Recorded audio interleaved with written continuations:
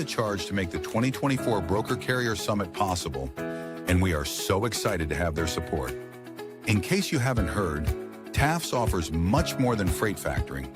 It provides a comprehensive support system for trucking companies of all sizes, specializing in fast and efficient invoice factoring with the ability to pay carriers in as little as 1 hour.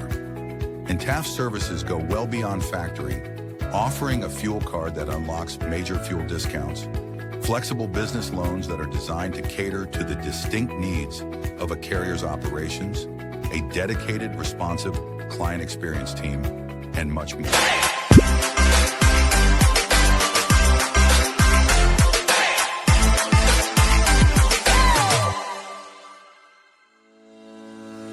Blackbox Logistics is a 3PL freight brokerage based out of Birmingham, Alabama. Blackbox Logistics was formed in 2020 by 3 friends, Logan Dyer, William Graves, and Will Hopkins, in a basement office with the goal of bringing transparency around the clock communication and hassle-free customer experience to the table.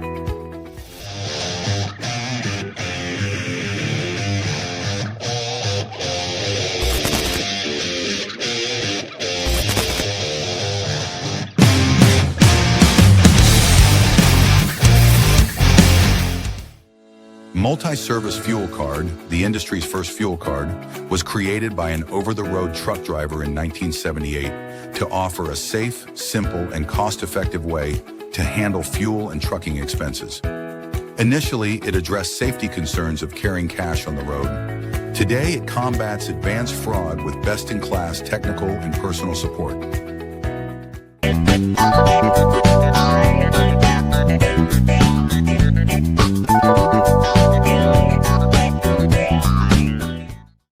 WireB is an AI-powered call automation platform built for freight brokers, designed to screen every inbound call in real time, block spoofing, phishing, and double brokering scams, verify compliance through integrations with FMCSA, Highway, and My Carrier Portal, and automatically connect brokers with qualified, vetted carriers, all before a human ever picks up the phone.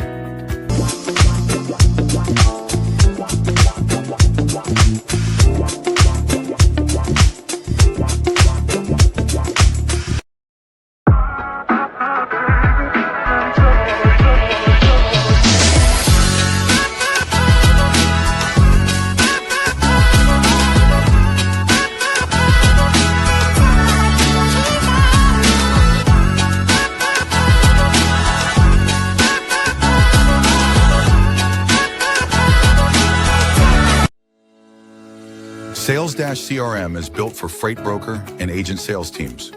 Manage your shipper prospecting and follow-ups. Organize your carriers in the lanes they run.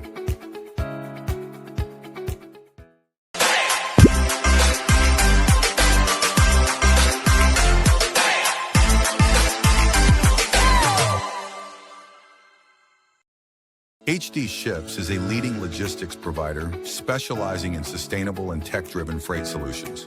With hubs in Reno, Phoenix, and London, we deliver comprehensive services, including full truckload, expedited cross-border, and intermodal freight. Leveraging proprietary technology, we offer 24/7 tracking, real-time visibility, and advanced automation to ensure safe, compliant, and efficient transportation. Our commitment to sustainability enables clients to offset emissions through carbon credits, aligning logistics with environmental goals. At HD Ships, we prioritize transparency, reliability, and exceptional customer service, empowering clients to achieve seamless, sustainable logistics solutions worldwide.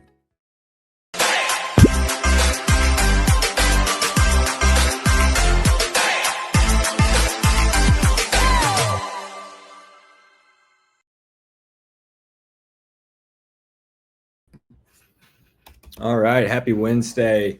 Unfortunately, it seems like there's a storm where Matt is. So he's trying to join here shortly. He's calling me now. I'm going to shoot him a voicemail. Maybe he'll tune in and see the stream here. Before we get started, quick shout out to our sponsors. We've got Sales-CRM. It is a freight centric CRM. Blackbox uses it. We love it.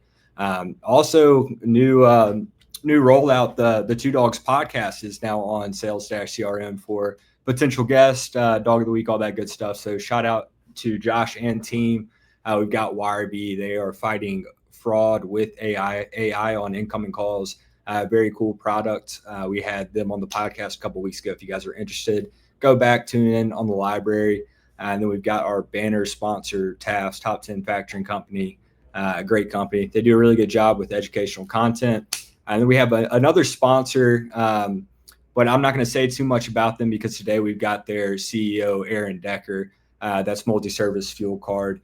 So I guess we'll go ahead and get into it. Hopefully Matt is able to join here in a little bit, but if not, this show must go on. So without further ado, Aaron Decker. Aaron, thanks for joining us.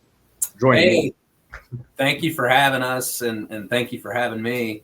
It's a pleasure to be on here today.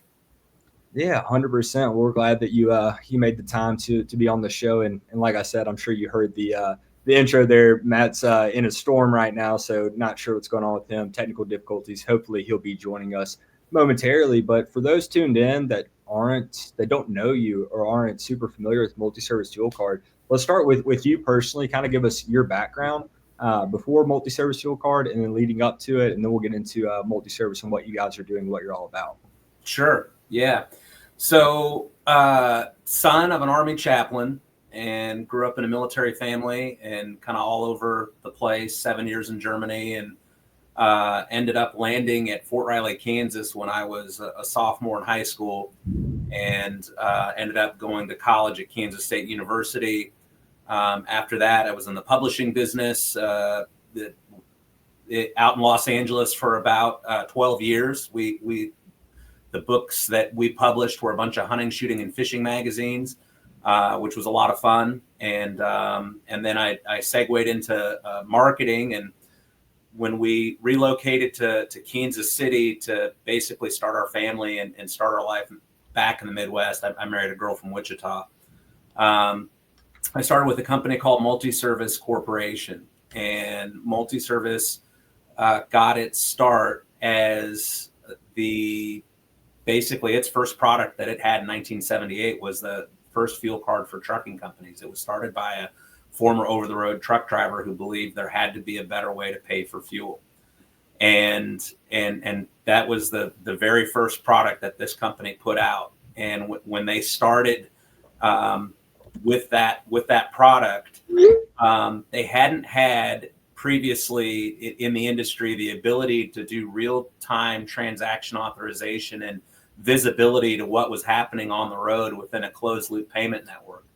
And so it was really a revolutionary technology in the trucking space that really helped with fraud, and it helped with transaction insight in a real-time manner that had never been available previously. So much so that if you were in our old office building, which is just across the street from where I'm sitting here right now, we had a conference room that had a big giant mural painted on the wall that said the word magic on it. And the reason that it said magic on it is because there would be a scenario where a driver would pull up to a fuel pump at a truck stop that was within our network and start, multi-swipe, trying to commit fraud or something along those lines. Our system would pick up on it. We would call the truck stop and say, hey, call the police. There's someone committing fraud with one of our fuel cards. Police would come, and the driver would just sit there and go, how did you know? Right? And we would just say magic. And so that became a tagline for the business, and kind of, so we're the first fuel card of its kind to offer that type of insight and overview. And some people will say they've been around 50 years or 55 years or things along those lines. The way that we know for sure that we were the first is you just look at our bin range, the major industry identifier, which is the first number of any bin range, right?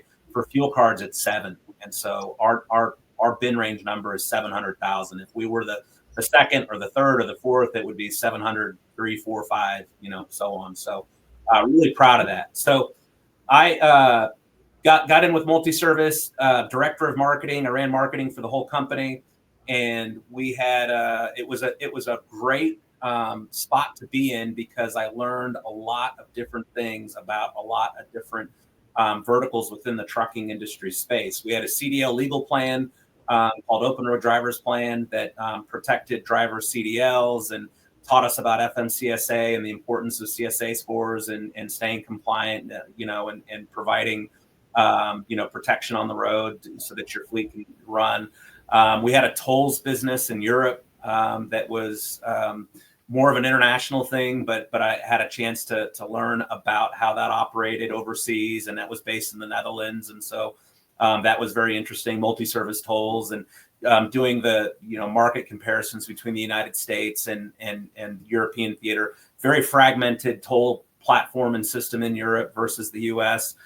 So that was interesting. We also did a non-recourse invoicing solution for big OEM manufacturers like Navistar and International and Great Dane. And so we had national account programs where we issued credit to mega fleets, the JB Hunts, the FedExes, the Swifts, the UPSs that had all these national account programs in the name of these private label billing and payment programs. Of course, multi-service fuel card, which was a branded solution for multi-service corporation. And then ultimately they acquired a factoring business. And so I got to dip my toe in the deep end of factoring and understanding how factoring works and the importance of it in the industry and things along those lines.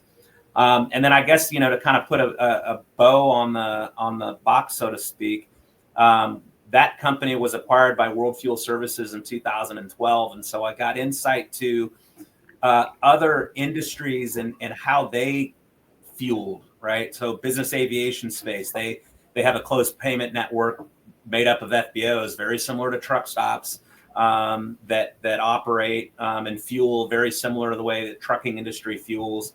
And also got to see kind of the relationship between truck stops and fuel supply. And so that was very interesting, kind of getting insight to that, where World Fuel Services had customers that they supplied fuel for, and our card was accepted at that location, and seeing both ends of that relationship. And that continues today with our relationship with Shell Oil. So in 2017, so that was kind of like a baptism by fire as it relates to all the different touch points with the industry and kind of getting an understanding of how trucking operates and a lot of the moving parts. Not everything. I didn't get a chance to get into the brokerage side of things and certainly other areas, but certainly understood how other industries did that. But in 2017, I got promoted to a position where, more or less where I'm at today. I got P&L ownership of the fuel card division, as well as, or at the time we called the Fleet Solutions division, which was factoring, open road, driver's plan, and multi-service fuel card. And I served in that role until 2021, when the fuel card division was carved out and sold as a portfolio company to Shell Oil. And as a portfolio company, it meant we were standalone business. And so I was appointed CEO position of the company as it stands today. But we're a wholly owned subsidiary of the Shell Oil Company, which is a gigantic, as you well know, company, global business. I think they're a Fortune 5 or something along those lines. So that's kind of, so as far as leadership of the fuel card division and the fuel card business, I've been in this seat going on 8 years, and then kind of within the trucking industry in a lot of different areas, going back to 2012. So definitely a fun industry when we're not dealing with the macroeconomic conditions that we are today in the last couple of years, but a lot of good insights and fun learning about this business and spending time in this business. Well, that's awesome. I appreciate you walking me through that, and I might have lost you for a second. So that storm and just for you guys that might be tuning in late, Matt lost power due to the storm. He said, "Enjoy the show. I'm listening from my phone. Unfortunately, lost power from the storms, and joining from my phone with no light might not be the best."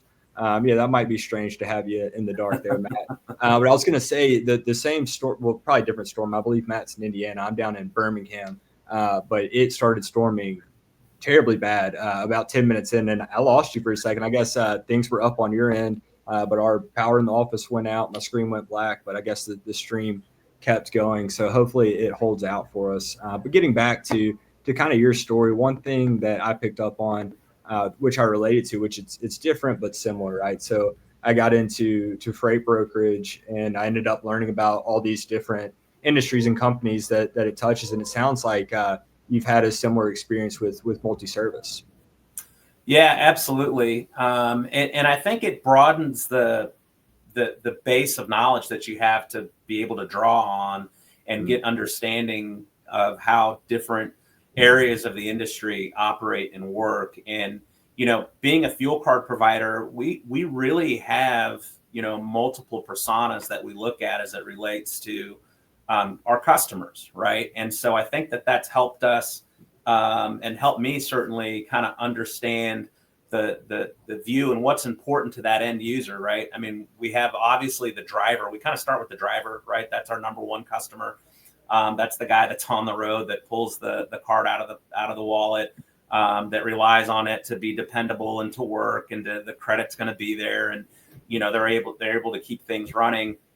But then there's also the guy that pays the bill, right? And that's the fleet owner. And, it's important, and he has a different set of value propositions that, he's interested in. And then we have the truck stop, right? And I think sometimes that gets overlooked, that the merchant partners are so very important, that, and the relationship with them, that the card works, and that, if they've put a savings, event or a discount on the card, that we're able to facilitate that and have it operate the way that it should, and all the reporting and things along those lines. So it's definitely opened up my eyes on just all the moving parts associated with the trucking industry. And certainly there's some gaps. Like, I'll be the first one to tell you that on the brokerage side, I understand how it works, but I've never had a chance to sit in the seat and really do the job, right, or market for the job. So but I know that it's a fast-paced and very important aspect of this business.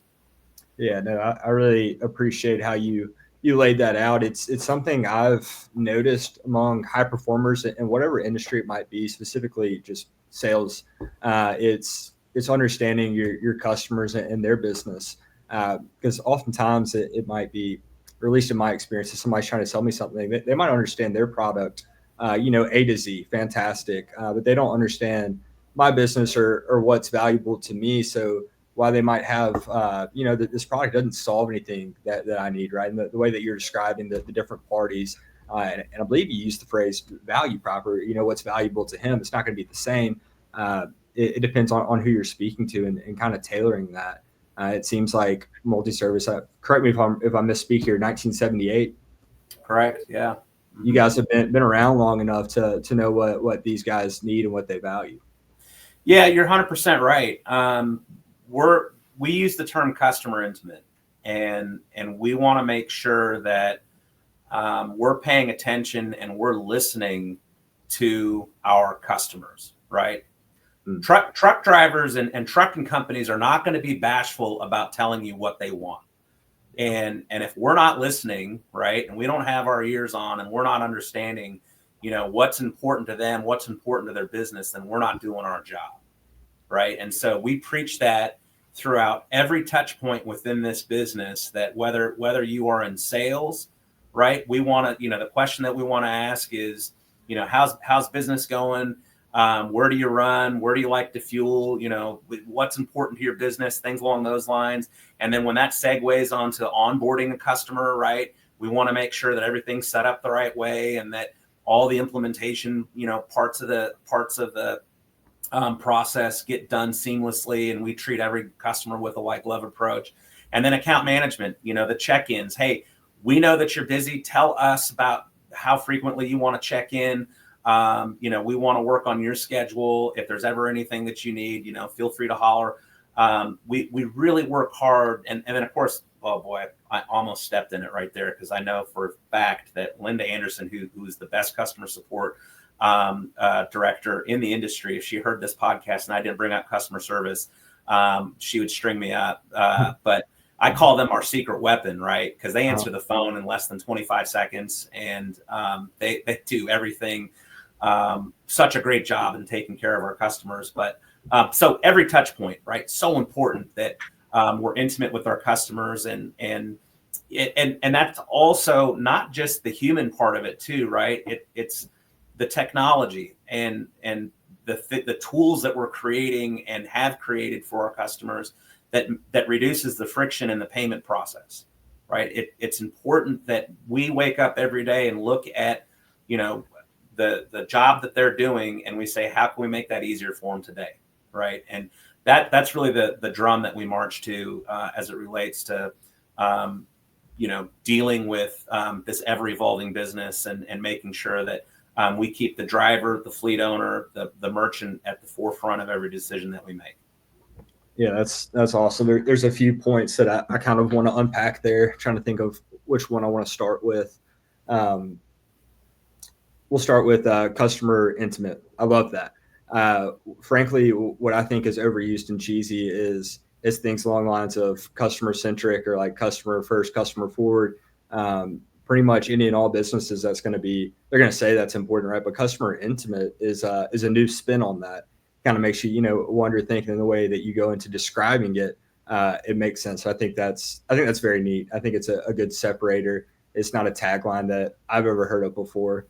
And then when you're talking about answering the phones, and I believe you said you gave a time on it. What was less it? Less than 25 seconds. Okay. And that's actual total like soup to nuts hold time. So we've answered, you've gone through the prompts, you've hit the button on what you want to do, and then if you hit I want to talk to a person, it's almost instantaneous. Yeah, that's awesome. I think that sometimes it's a lost art is these customer service level agreements, or how do you service your customers? And at least speaking, because I am a freight brokerage owner, so I see everything through a freight broker lens, right? But for us, it's a new KPI that we're developing is response time. Everybody, not every, I keep speaking in absolutes. A lot of freight brokerages or companies want to track things like outbound calls or emails, packets sent.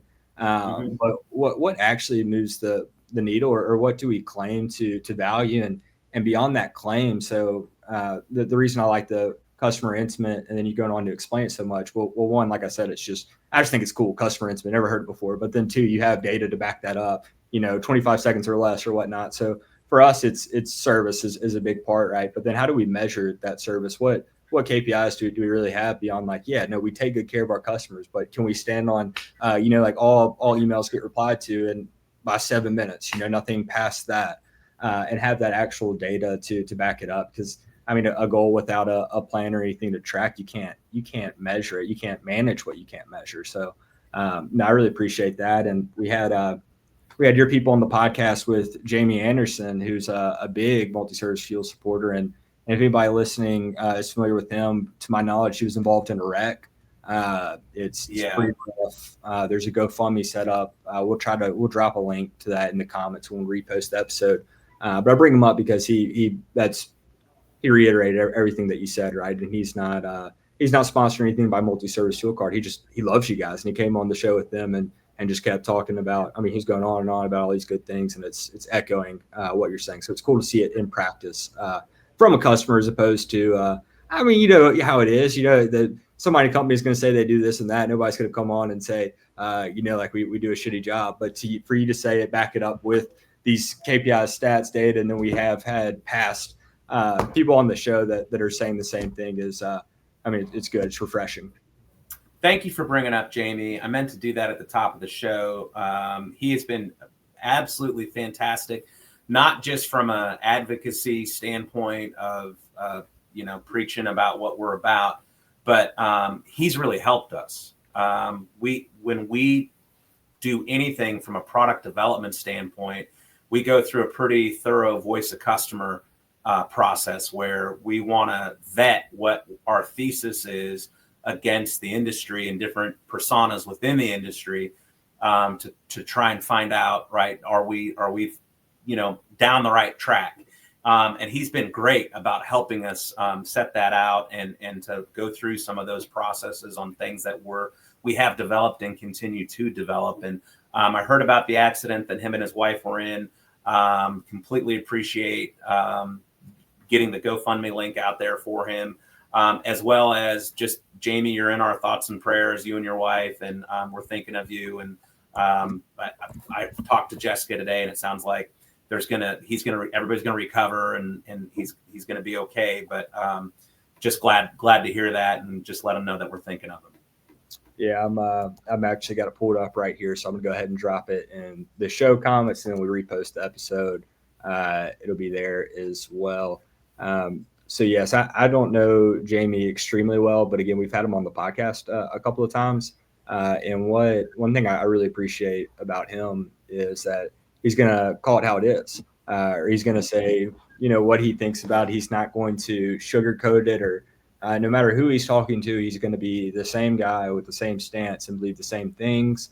And that seems to be rarer and rarer these days, that people kind of sugarcoat things or whatnot. So, I mean, for anybody with a product or running a company, or beyond, I mean, just living in general, it's always good to have people like that around you that you can bounce ideas off of. Because I mean, really and truly, I think that any human being in this world can look around and they can probably find 3 to 5 people that they know are going to tell them what they want to hear. So I'm going to use my company because, again, I don't know everything about multi-service fuel card, but if I have this new idea plan that I want to roll out at Black Box, I mean, yeah, I've got 5 guys I can go pull them off. By, hey, what do you think about this? And no matter what the idea is, they're going to be like, yeah, that's great. Let's do it. You're so smart. And then I've got another 5 that are going to shoot me straight and tell me when it's an awful idea or it doesn't make sense. And Jamie's one of those people. So when I describe him as good people, that's what I appreciate about him is he's just so solid and genuine. And he's a great follow here on LinkedIn for anybody tuned in. If you want to learn more about the trucker side of it, he's very transparent, what he's got going on, where he is. Yeah, he's one of the good ones. Absolutely. Yeah. Well, I do want to kind of segue into your experience with a hotter topic these days, fraud. So we talked a little bit about it with the magic and all that good stuff. But I want to ask how you guys have seen it evolve from a macro level. And I don't want to go too terribly far back, because like 1978, the frauds and scams to today are vastly different. But if there's any trends that you have noticed, maybe anything that people can be on the lookout for, I mean, really whatever comes to mind. I'm sure that there's some exposure to it being a provider.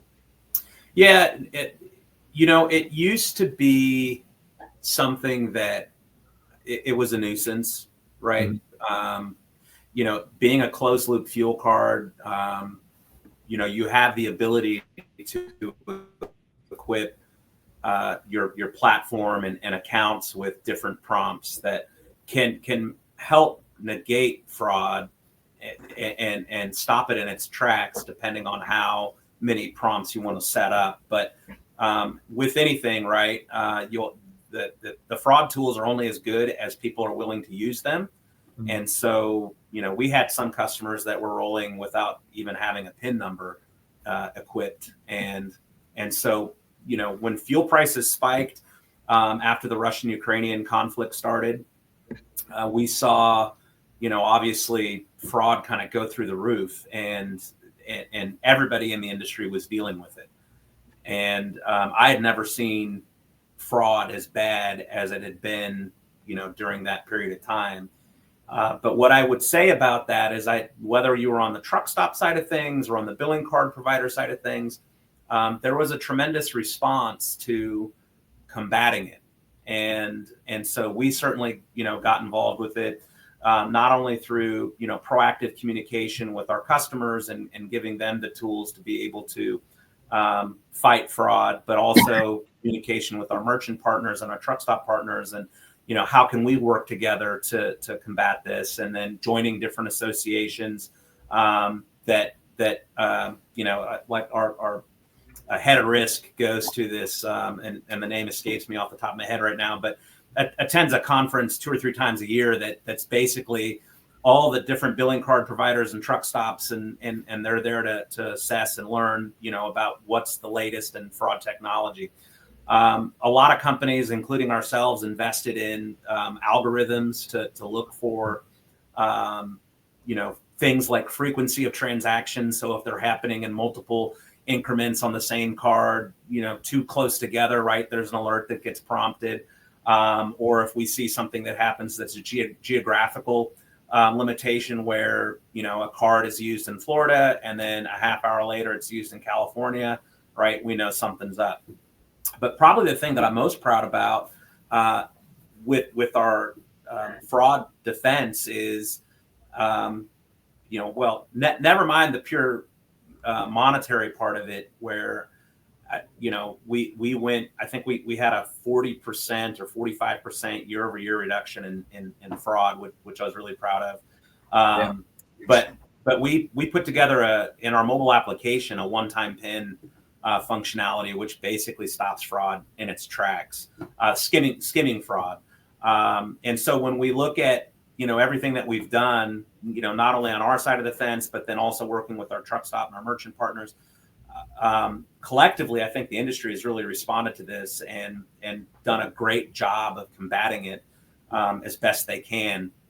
And I know the numbers are down as it relates to skimming fraud, but we just wait. Like, okay, so what is going to be the next thing, right, that we're going to see that's going to be running rampant in this industry? Because the fraudsters are always going to try and stay 2 and 3 steps ahead of the technology that you're rolling out. But I feel pretty good about our spot right now between the back office algorithms that track all of our transaction data, and it's kind of like the Overwatch, right, on our book of business, and then the hypersensitivity of having a one-time PIN associated with the mobile application. And then, never mind all the different prompts that we can set up with the closed loop payment network that really help us combat it. So it's a good question. And I feel like the industry has responded in helping, create tools and processes that, slow fraud down. And I know for sure it in the last year or so, it's come down a lot. Yeah. So for our audience that's tuned in, can you walk us through, when you mentioned skimming fraud, what does it look like? How does it work? Just a base level, nuts and bolts skim fraud. Yeah, I won't know the names of the tools the skimmers use, but essentially at a very high level, 30,000 foot view, a fraudster will go to a truck stop point of sale, like where you actually physically stick the card into the fuel pump, right? They will pop off the face of that. They will implant a skimming device that basically will read the mag strip of a fuel card that gets inserted into the pump, right? And they've gotten so slick with the way that they can pop that face off, put that skimming device into the fuel pump, cover it back up, make it look seamless. And if you don't have a PIN, right, then as soon as they have that mag stripe, they can go hog wild and start fueling up to the level that you might have purchase control set, etc. If they don't have the PIN, right, then they're going to have a recording device that sits up above the keypad, and they'll be able to record the PIN that gets added that's associated with the mag stripe on that fuel card. Now, you could have things in place like mileage. You could have a hub, pool, unit pool. There's all these different prompts that you could add in there. What one-time PIN does is it gives a one-time PIN for that fuel transaction. So even if the card gets skimmed, the next time that you go to use that card, right, there's another PIN that gets generated for that transaction. So even if they recorded the transaction with the camera that looks down on that, they're not going to have visibility to what that is at the next transaction on the truck stop on down the road. So really, that at a high level is how they do that. And then with the advent of mobile payments and things along those lines, sometimes those card numbers will get uploaded into a mobile application, and that's when you can see it just go like a firestorm. And usually what will end up happening is you'll get to the end of a billing cycle. If an algorithm didn't pick it up or something along those lines, if an alert wasn't created and then the bill doesn't get paid, or the fleet owner sees it and he goes, what is all this chaos on my fuel bill? It's crazy. And then it's too late, they're gone. But that at a high level is how that works. And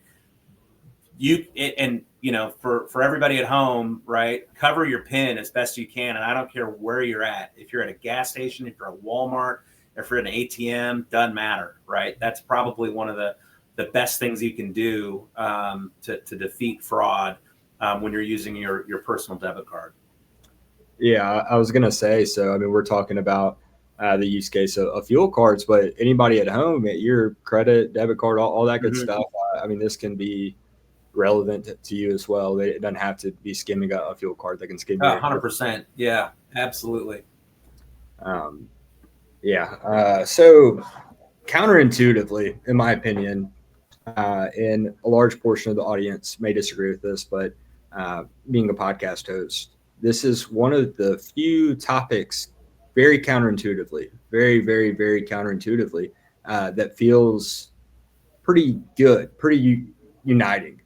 Because like you said, the industry has come together pretty well on it. And it's one of those things that everybody stands together on, except the fraudsters. Usually, whatever the issue may be, oftentimes it feels like it might be one party against the other, whether it be drivers, truckers, shippers, where people might be at odds. But this is one of those very few topics that everybody's in agreement on. And it has been very cool to see companies cooperate, and it's not zero sum. Zero sum meaning that simply because if one company does something to better defend us from fraud, you'll benefit from it as well, right? So it's one of those things where the pie can get very big, and it's not really about taking market space, but it's just good for everybody to come together like that. So that's why we're really proud to be partnered with some companies that are making a stance on this and taking it seriously. Like I mentioned, Wirebee, that's their main use case is fraud prevention from phone calls. So yeah, it feels bad to say that it's a uniting topic, but it is, as a podcast host, it's one of those things whenever we have somebody on, whether it be multiple guests, everybody is in agreement on, and it's very rare that there's a topic where everybody stands together. Yep, absolutely. It's when you can be frenemies, right? Where you're going to work together to kind of stop this in its tracks, because at the end of the day, it's theft. It impacts everybody, and the quicker that we can kind of get our arms wrapped around it and find ways to defeat it and stay in front of it more than anything, the better the industry is. Yeah, 100%. And one thing that I think that people often don't think about or imagine. So we talk about this technology, right? That lots of companies are adopting technology to fight and prevent fraud. Well, simultaneously, a lot of the fraudsters are adopting technology to conduct fraud. So it's almost, I don't want to call it an arms race, because I don't think it is, but it definitely is something to be mindful of. That while our technology is improving and we're getting better at fighting fraud evolves, it adapts. I know there's a lot of companies out there that that's their product, right? Preventing fraud, and they'll be very careful about talking about how they prevent the fraud, because if and when we talk about the fraud, then they're learning what they're looking for. So it's one of those things that unfortunately it affects us all, whether directly or indirectly, and we all need to stay on our toes and work together, keep open dialogues. That we're seeing out there. You're absolutely right. And the other thing that we'll see, kind of in the fuel card space is, there's check products that are out there, right? Mm-hmm. So, our product is called the InstaMoney. And, you can use that to pay for emergency repairs or, lumpers or things along those lines. And there's obviously com checks, and, the industry has all these different, names for these check products, but those things are recipes for fraud. And we've certainly had check fraud in the past. And another thing that I'm really excited about is here by the end of this month on our mobile application, we'll have the ability to do mobile app to mobile app payments that eliminates the need for checking products. We'll still have them, obviously, but we're really excited about getting into the mobile payment space as it relates to sending money from fleet owner to driver.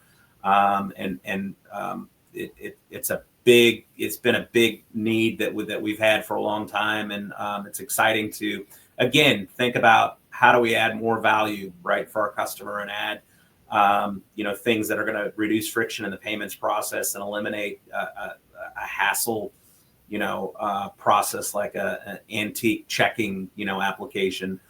So we're excited about that as well. But it ties right in with the, the fraud conversation, because those checks, if every step is followed the way that it should be followed as it relates to authorizing, and the bank does its job, and we do our job, right, it can be virtually bulletproof, right, as it relates to fraud. But if there's a breakdown in any one of those processes, right, it can run rampant. And so we're excited to be able to introduce technology that's going to allow us to kind of move away from the paper product and do things from app to app, which everybody's accustomed to these days, right? Whether you're dealing with Venmo or PayPal in your private world, and now we'll have a B2B application for that through our mobile application. Yeah, that is huge. And again, I'm not a truck driver or a fleet owner, but I mean, even some of our carriers, it'll be maybe we'll need to wire them some money, and they're asking us if we'll Zelle it. So Yeah. it's everybody loves to be able to do things on their phone, and that's actually, which I'm going to go on a tangent here. That's it's crazy, right? Sitting here, 2025, multi-service fuel card. Again, if I misspeak, correct me. 1978. 1978. Yeah. 1978. What do you think? So it was an over-the-road truck driver who started it. Imagine how it started to now. I mean, the technology, how far it's come, and how far. I mean, just how quickly it changes, right? I mean, I'm sure that the company is. I mean, maybe similar, very similar, but today versus 1978, how much different it looks, and you guys are still. I mean, doing new things, right? Being in business that long, which it speaks to the longevity of the business and likely why you're able to stay around this long, continue growing and doing well. But yeah, I mean, it's just nuts thinking about 1978 versus 2025. How much has changed? Yeah, I mean, when you think about 78, right, you're dealing with carbon copy, knuckle buster, put the card down and grab the embossed print, right, of the card, and then mailing that in to get reimbursed, right? And that's what oil card companies were doing, and some open loop card companies that weren't a part of that network. And so when we introduce the ability to have real-time transaction authorization and bypass that whole knuckle busting carbon copy process of payment, right, it was pretty cool technology. But what I would say is that in the trucking industry, we're only going to run as fast as our customers are willing to let us, right? And it's not like this with every every fleet and every fleet driver, but you still have some drivers that are hanging on to the past with regards to technology and well, I can't use the one-time pin because I got a flip phone, right? And so there's things that you run in on that front. But I challenge my team, right? We want to move as fast as we possibly can to create more value for our customers and reduce friction in the payments process. And we've got some really cool things coming down the pipeline that I fundamentally believe will change, will attempt to change or disrupt is probably the term, the way people pay for fuel. And I'm excited about that. And so, when we look at, our book of business and how things have always done, when Shell acquired us in 2021 and we were able to kind of move away from the mindset of being a division of an enterprise company that didn't really want to be a part of a branded product like a fuel card anymore to a company like Shell, which has tremendous resources and such massive scale globally. It really kind of gave us the permission to be able to say, there's no idea too big or too small, right? Let's run as fast as we can towards, creating new revolutionary technology that's going to delight all three of our customers: the fleet owner, the truck driver, the merchant partner. And so that's what we've been doing. And day in and day out, that's what we show up to work, is to figure out how to do more of that and how to do it bigger, faster, better. Yeah. What I think is powerful in all that, you mentioned only running as fast as your customers will let you, which is a great point. It's something that I didn't even think about this whole podcast. Is, you're dealing with a wide range, like a wide range group with different opinions, how they do things. So, some people might have a flip phone, right? And like that guy probably isn't too bullish on the technology. When you start talking about, he probably doesn't care. He probably thinks it's a little silly. So it's almost, I just read a book. It's called the Challenger Sale, and it talks a little bit about this concept, right, of the customer conversation and almost becoming a teacher, right, to get them to see the value in it, what they do need. I'm sure it's a large task probably with your customer group, and trying to deploy some of this technology and protect them, but at the same time, keep them around. Don't push them too hard.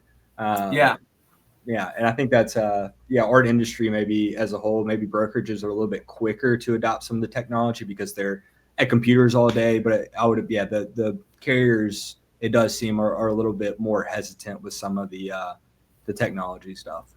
Eventually it's going to cycle through, right? And when you talk about an aging driver force, and there's constant recruitment, on the front end of that. Eventually it'll cycle through, and you'll reach a demographic where technology is all that they do. And we know that day is coming.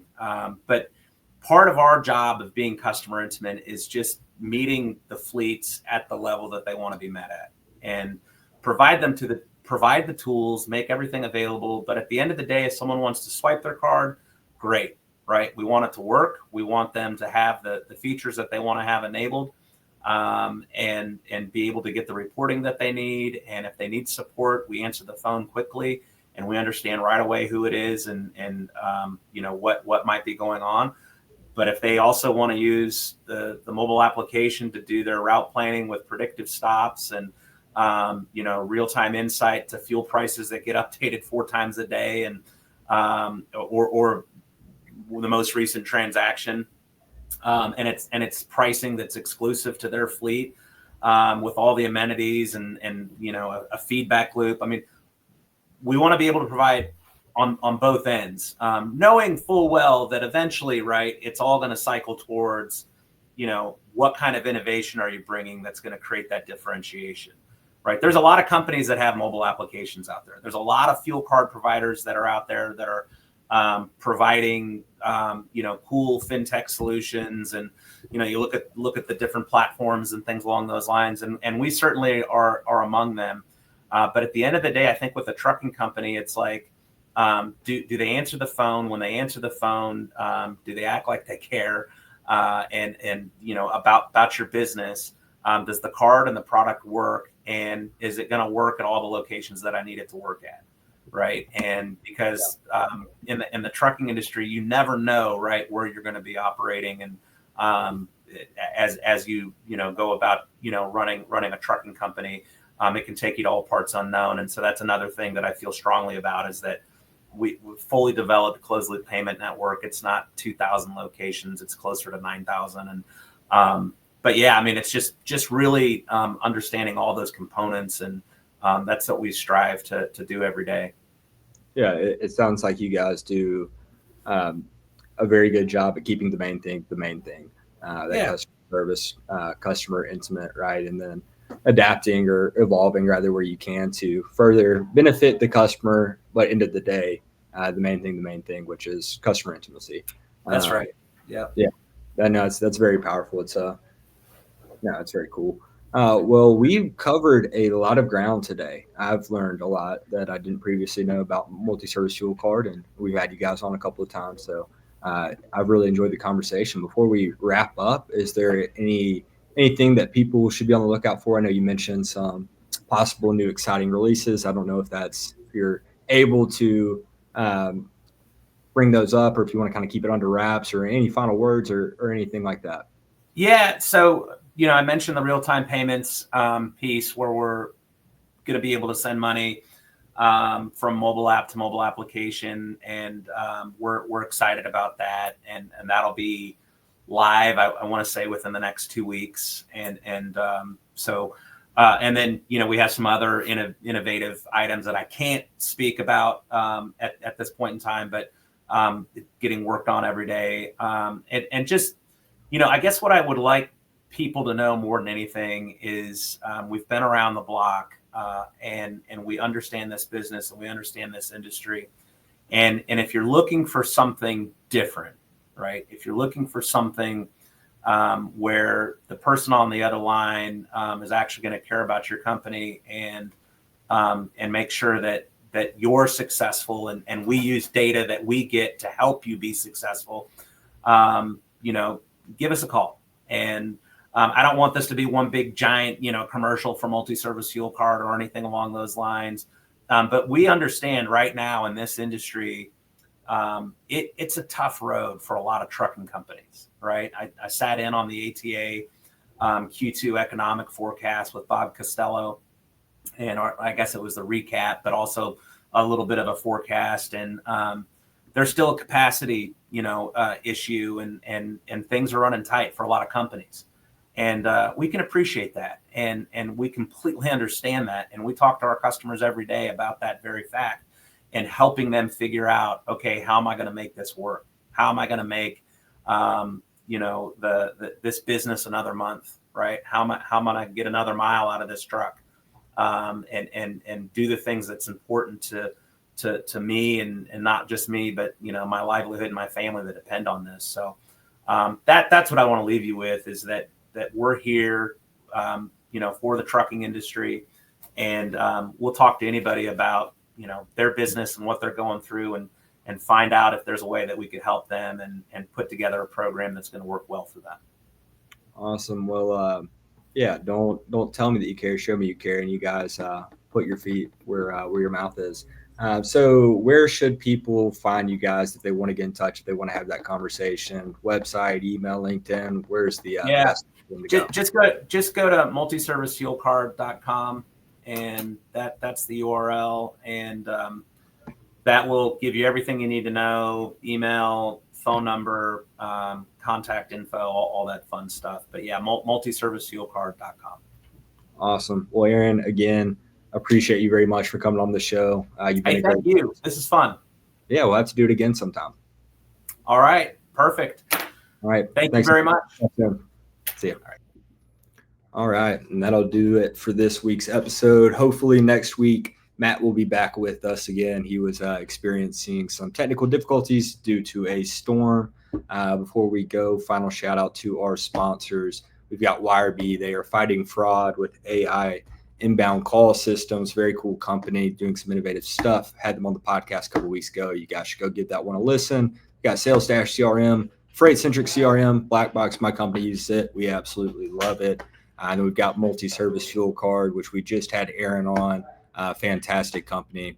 I'm not going to say anything else about them because you guys just heard about them for an hour. But again, go check them out, their website. And then we've got our banner sponsor, TAFS, Top 10 Factoring Company out of Missouri. Great people over there. They really care about the carriers as well. They've got great educational content on their website. If you guys are looking to explore or just want to learn some more, go to their website, check them out. Well, that'll do it for this week. We'll be back at it next week. We've got a Monday episode. We're going to have Jen Logs on. So really looking forward to that one. We'll have Dog of the Week out on Friday. And thanks everybody for tuning in, and we'll see you next week.